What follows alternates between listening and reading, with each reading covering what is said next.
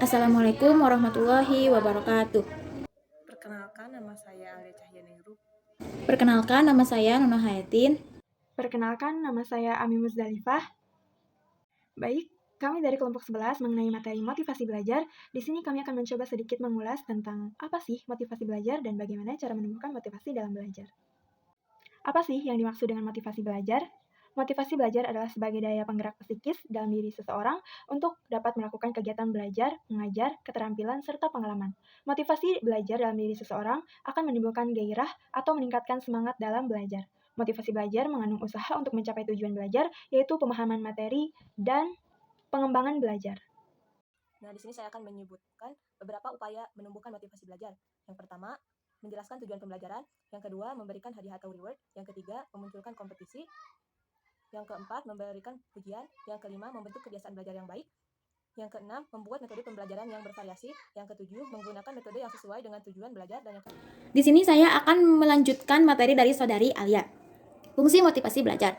Motivasi belajar berfungsi sebagai alat pendorong terjadinya perilaku belajar peserta didik, alat untuk mempengaruhi prestasi belajar peserta didik, alat untuk memberikan direksi terhadap pencapaian tujuan pembelajaran, dan alat untuk membangun sistem pembelajaran yang bermakna. Di sini saya akan menjelaskan 3 fungsi motivasi secara umum, yaitu 1. Mendorong manusia untuk berbuat atau sebagai penggerak yang merupakan langkah penggerak dari setiap kegiatan. Yang kedua, menentukan arah perbuatan, yakni ke arah tujuan yang hendak dicapai sehingga dapat memberikan arah dan kegiatan yang harus dikerjakan sesuai dengan rumusan tujuannya.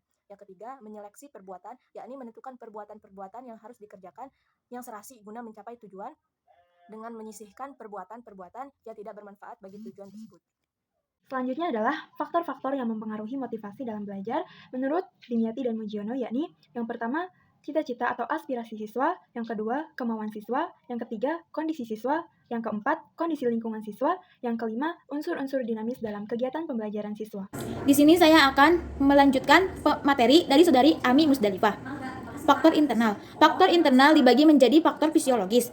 Faktor fisiologis ini mengenai keadaan fisik jasmani seseorang dengan fungsi-fungsi fisiologis tertentu. Yang kedua, faktor psikologis. Faktor psikologis ialah faktor kejiwaan yang dapat mempengaruhi belajar siswa.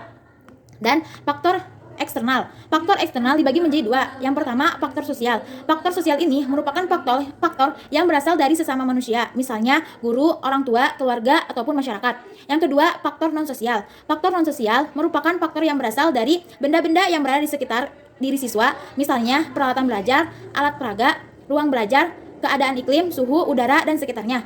Mungkin hanya itu yang dapat kami sampaikan. Terima kasih atas perhatiannya dan mohon maaf atas segala kekurangannya. Wassalamualaikum warahmatullahi wabarakatuh.